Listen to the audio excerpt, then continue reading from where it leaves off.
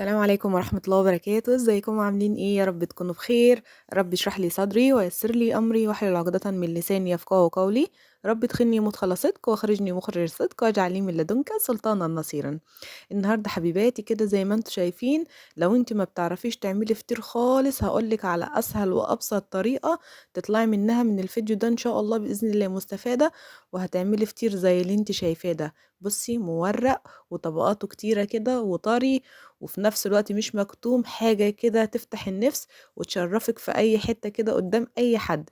تعالوا بس كده نشوف، نسمي الله ونصلي على الرسول. اللهم صل وسلم وبارك على سيدنا محمد. فضلا بقى وليس أمرا، لو انت أول مرة تشوفيني يا ريت تشتركوا في القناة وتفعلي الجرس وتدوسي على كلمة الكل عشان يوصلك كل إشعار لكل فيديو جديد بنزله.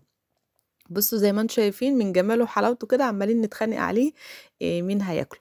يلا كده نشوف المكونات بتاعتنا اللي هنستخدمها ايه. الفطير من الحاجات السهله جدا اللي ما بتاخدش معانا مكونات كتير ولا حاجه. هم كل اللي هنحتاجهم حسب ما انت عايزه تجربي في نص كيلو دقيق جربي، عايزه تجربي في كيلو جربي. انا النهارده ان شاء الله باذن الله كانت مرات اخويا كده بقى عايزه تاكل فطير يعني، وعماله تتحايل عليا بما انها يعني ايه، حاسه ان هي خاسه اليومين دول وهفتانة كده، فقلت بقى ايه لازم اكافئها يعني واتخنها تاني اللي خسيته، واخدين بالكم. فجبنا كده 2 كيلو ونص من الدقيق، نزلت عليهم كده برشة ملح حلوة و3 معالق من السكر، مفيش اكتر من كده. هقلب الملح والسكر في الدقيق زي ما انتم شايفين كده، وهبدأ انزل بقى بالمية تدريجيا. طبعا المية دي مش هقدر اقولك على الكمية بتاعتها يعني، بس على حسب ما العجينة تلم معانا.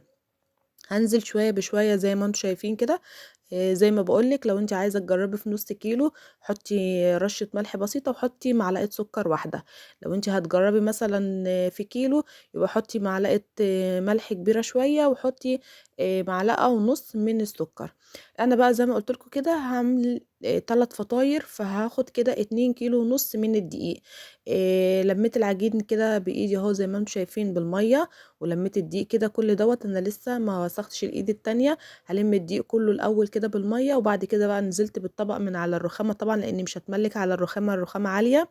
والفطير من الحاجات اللي بتبقى عايزه عجن حلو كده يعني ايه. شوفي كل اللي جواكي بقى، شوفي اللي العيال عاملينه فيكي، اي حد بقى كده من الجيران مضايقك، اي حاجه بقى ايه مضايقاكي، طلعي غلبك كله في الدقيق.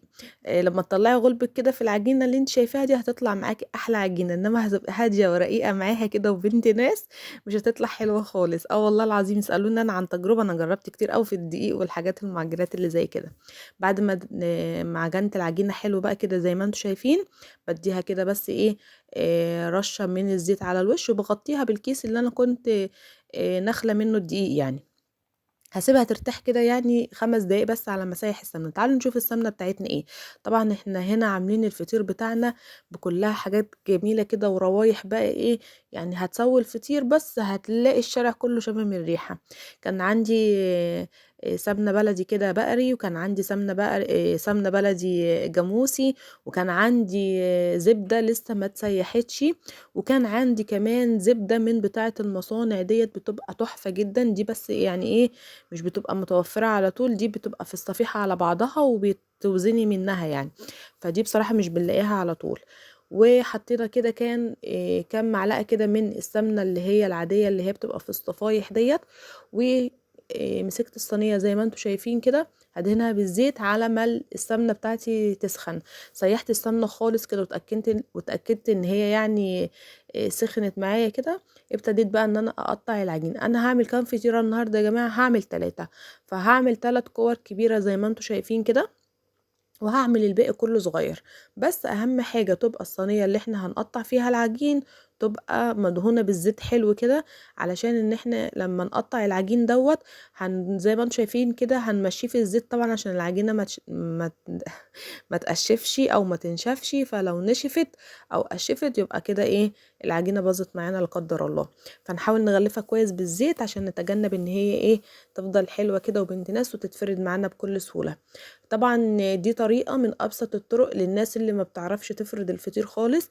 انا النهاردة ان شاء الله عملته معاكم الفطير بالطريقة ديت اللي هي الكور ديت.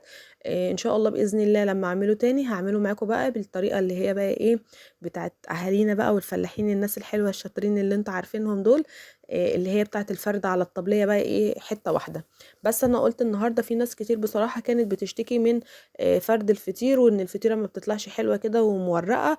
فدي بصراحة لقيتها احلى طريقة للناس اللي هي ايه مبتدئة يعني. حطيت بس هنا شوية زيت كده عشان العجينة تبقى سلس، الزيت والزبدة بيبقوا سلسين معانا كده ويفردوا معانا على طول. حطيت بس شوية من الزيت كده ما كترتش. ومش قادرة اقول لكم بصراحة ريحة الزبدة اللي احنا مسيحينها دي كلها مع بعضها تحفة. طبعا كلها سمنة بلدي زي ما انتم شايفين. وبصراحة الفطير جماله كده وريحته يعني ايه، عشان تديك الاحساس بتاع زمان دوت لازم تبقى كلها كده سمنة بلدي.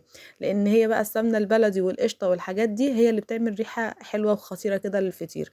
عايزة تعمليه طبعا بسمنة عادية مفيش مشكلة طبعا. اكيد الفران والحتت دي مش بتعمله بزبدة خالص كده ولا بسمنة بلدي خالص. بس احنا بقى ايه الفرق بيننا وبين الفران او المحلات، ان دي حاجة طبيعية انت عاملاها في البيت، فمش هتستخسري بقى ان انت تحطي لها كده ايه حتة سمنة بلدي كده ولا حتة زبدة يعني ولا حاجة. هبتدي بقى هنا جبت صينية تانية كبيرة، دي اكبر صينية عندي في الصواني اللي هي المدورة دي. وهبدأ بقى ايه افرد راق راق. الراق اللي هفرده هدخله في قلب التاني زي ما انتم شايفين كده. وبكده ده هيكون من اسهل الطرق معاكي. طبعا بقى قسمي كميه العجين اللي انت قطعتيها بقى قسميها بقى، شوفي انت عايزه الفطيره حجمها قد ايه وقسميها. طبعا انا قسمت العجينه كده وظبطتها على مقاس الصواني عندي، فانت ظبطي على مقاس الصواني عندك. فزي ما انتم شايفين مطلعه معايا يعني بسم الله ما شاء الله 3 فطيرات احلى من بعض.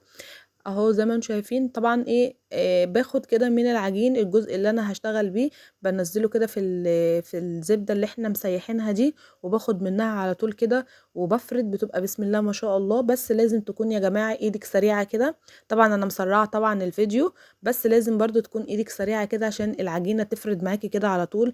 لان انت لو كنت بطيئه او بتعملي واحده واحده، فاللي انت هتفرديه زي لو انت واخده بالك كده هيرجع تاني. فافردي كده حلو ما تخافيش. ودي اخر رق كده في المجموعه اللي انا عملتها، الفطيره اللي انا عملتها الاولانيه يعني. دخلت بقى فيها كده ايه كل الرقات اللي انا عملتها دي في بعض. دي طريقه. في طريقه تانية ممكن تعمليها، ان انت تقعدي تفردي وترصي فوق بعض من غير ما تطبقي يعني ولا حاجه. برضو دي طريقه. وفي الاخر خالص بتقومي مطبقاهم كلهم كده جوه بعض. وبتخلي طبعا القفله ديت بتبقى من تحت وخلاص على كده. فزي ما انت عايزة انا اديتك اقتراح كده وعن تجربة بصراحة والله العظيم هيطلع معاكي احلى رقات هتشوفيها دلوقتي معايا. طبعا هنا انا سرعت الفيديو بقى علشان كان الفيديو هيطول اكتر من كده. لو وصلتي بقى معايا لغاية هنا ما تستخسريش بقى في اختك اللايك كده والكومنت الحلو اللي بيشجعني وتشجيعا للقناة كده علشان نكبر نوصل لاكبر عدد ممكن يعني من المشتركين والمشاهدات. زي ما انت شايفة كده بنقعد نعمل رقات. واخر رق بقى اللي هي العجينه الكبيره خالص دي بنخليها لاخر حاجه عشان نلم بقى كلها العجين كده ايه. وكل الرقات اللي احنا عملناها طبعا بندهن الصينيه كده بشويه من الزبده برضو اللي احنا مسيحينها ديت. وبندي رشه خفيفه كده من على الوش وبنغطيها بكياس يا جماعه علشان برضو ما تنشفش مننا. بعد ما ارتاحت معانا الفطاير كده كنت شغلت البوتاجاز كده على اعلى درجه حراره. وهنا بقى ايه مسكت بقى كده الفطيره اللي انا عملتها. اول حاجه ببدا من اللي انا عملته الاول، ببططه كويس وبديله كده طبقه حلوه من القشطه كده من على الوش. وبحطه في فرن البوتاجاز زي ما انتم شايفين. نعمل واحده تاني كده مع بعض. هديها بس كده رشه من السمنه. بصوا اللهم صل على النبي كده الفقاقيع دي بتبين لك مدى نجاح الفطيره بتاعتك. عملت فقاقيع كده معاكي بسم الله ما شاء الله. تحطي في بطنك كده بطيخه صيفي زي ما انت شايفه كده. هبتدي بقى بس ايه ابطط كده الفطيره على قد الصينيه زي ما بقولك كده. واديتها رشه كده من السمنه على الوش. وادي القشطه كمان اهيت هدعكها كده على الوش. والله العظيم كانت ريحته تجنن تجنن. يعني كلها سمنه بلدي بقى وقشطه كده زي ما انتم شايفين كل حاجه قدامكم. فهي بتتكلم عن نفسها. طبعا بنقعد نلف كده في الفطيره يمين وشمال وبنبقى واخدين بالنا كده. بصوا طالعه لونها خطير. ادي اهي التالتة. هديها كده برضو رشه من السمنه وهبططها. طبعا الفطير بصراحة اكله يا جماعة بيبقى تحفة كده في الشتاء. انا من الناس اللي بحب اكله في الشتاء عن الصيف كمان. طبعا الجو بيبقى ساقعة وبيبقى عايزين نغير شوية من اللحوم بقى والاكل وكده. وبصراحة كانت اكلة حلوة يعني. هتشوفوا دلوقتي معايا يعني بعد ما نخلص خالص التسوية. بصوا بسم الله ما شاء الله، هندي كده رشة خفيفة كده من على الوش اخر حاجة، وهندهن الوش بقى بتاعنا كده بالقشطة. عندك بقى قشطة جاهزة مفيش مشكلة، عندك القشطة بتاعت وش اللبن ديت مفيش مشكلة، اي قشطة موجودة عندك هتقضي الغرض وزيادة. بصوا اللون من تحت ذهبي كده وتحفة. بقعد بس كده اقلب فيها، وادي اول واحدة طلعتها كده.